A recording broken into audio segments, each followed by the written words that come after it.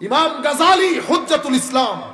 ইমাম গাজালি তখন উম্মতে মুসলিমার অক্সফোর্ড খ্যাত।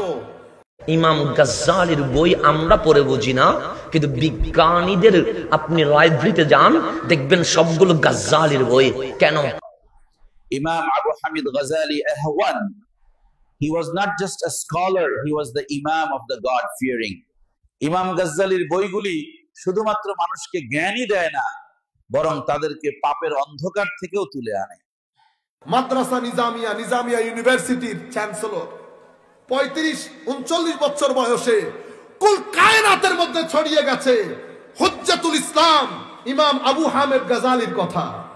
এই গাজালি একদিন নামাজের মধ্যে দাঁড়িয়ে হাই খোদা অন্ধকার দেখে পাগল হয়ে গেছে। কি এত এলম শিখলাম, এলম তো হেদায়েত দিচ্ছে না, নূর আসছে না, ইশক আসছে না, কুরবত আসছে না।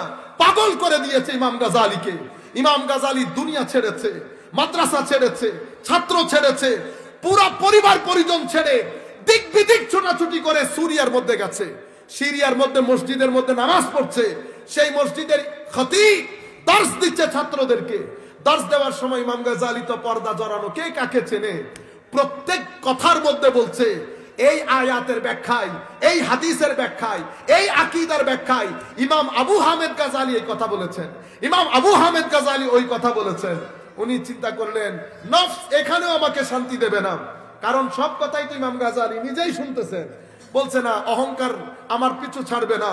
এটা ছেড়ে চলে গেছে শেখ ইমাম জুয়াইনিকে পেয়েছে হারেমের মধ্যে, ইমাম জুয়াইনির সাথে থেকেছেন। দিক বিদিক ছোটাছুটি করে ইমাম গাজালি জিন্দেগির দ্বিতীয় পর্ব শুরু করেছেন প্রায় 10 থেকে 15 বছর পরে।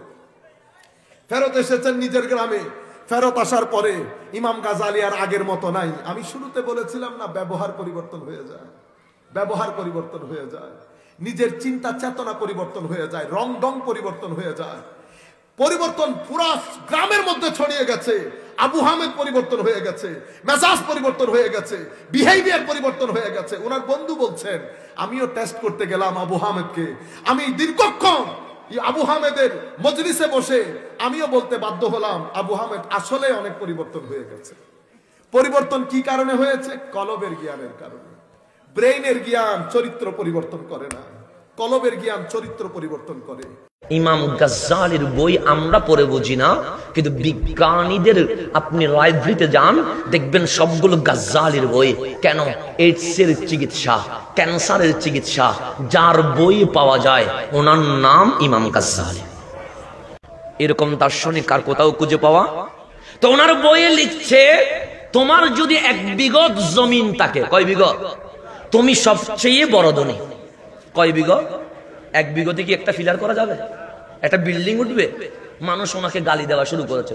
কিরে ইমাম গাজ্জালি, যাকে হুজ্জাতুল ইসলাম বলা হয়, ইসলামের দলিল বলা হয়, উনি মাহফিলে বলছেন 1 বিঘত জমিনের মালিক হলে সে বড় শিল্পপতি, সে বড় কোটিপতি, তার চেয়ে বড় কোটিপতি আর কেউ?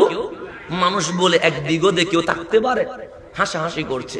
ইমাম গাজ্জালির বইগুলি শুধুমাত্র মানুষকে জ্ঞানই দেয় না, বরং তাদেরকে পাপের অন্ধকার থেকেও তুলে আনে।